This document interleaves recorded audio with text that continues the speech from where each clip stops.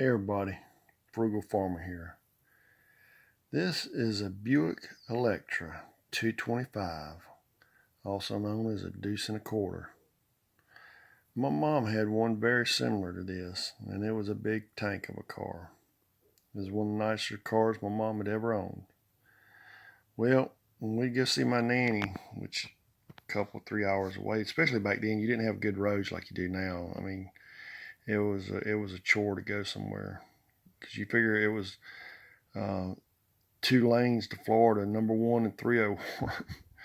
And that was a long, dangerous haul. I remember when they were making 95 and they were going over Santee Cooper, and it took them years to make a bridge to get over there. And they finally finished that bridge and moved on with 95. But sorry about that. Got off on a little tangent. Back to the story. When we'd go to my grandma's or go to Atlanta to see my aunt and uncles, we'd drive the old deuce and a quarter. Well, my daddy put a CB radio in there, and I had an antenna sticking up on the back. That was back in the days when you had convoys.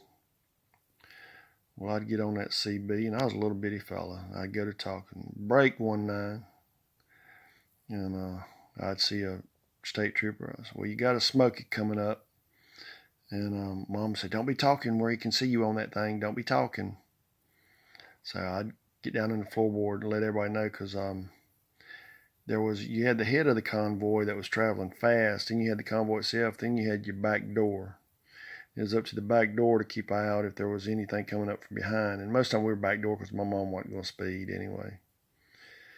Well, I'd get on that thing and I'd talk and talk and talk. Well, we were coming home one time and got to talking with this couple, and they were coming the same way. They were going to Fort Bragg.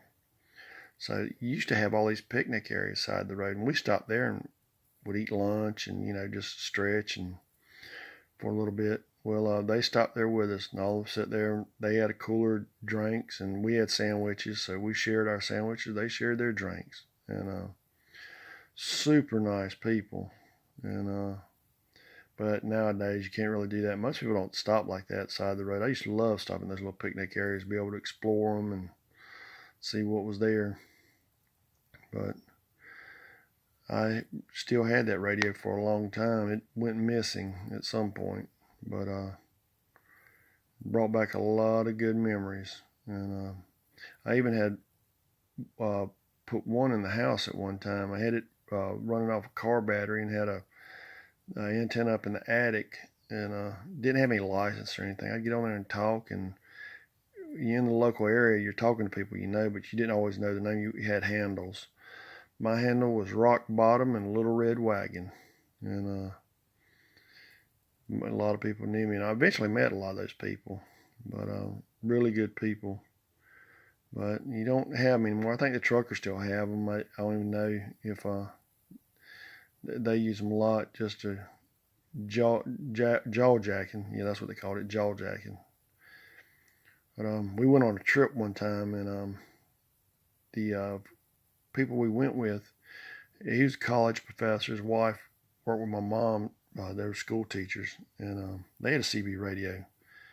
And I said, "Y'all gonna talk on it?" They said, "No." So we never have talked on it. So we listened to it. So my little self got the mic. So I went to talking. Break 19. How about you? And they laughed. They thought that was the funniest thing, listening to me talk on that thing. I talked till I was plumb hoarse on there. They just got the biggest kick out of that. Then when we got to where we were going to stay with some of their people. We had to go out in the driveway and let me talk on CB radio where they could hear me. And then that couple got laughing because I guess all that talk coming from such a little skinny fellow like myself. But brought back a lot of good memories, a lot of good times. Thanks for stopping by. Come back again when you will. Share, comment, like, hit that subscribe button. God bless.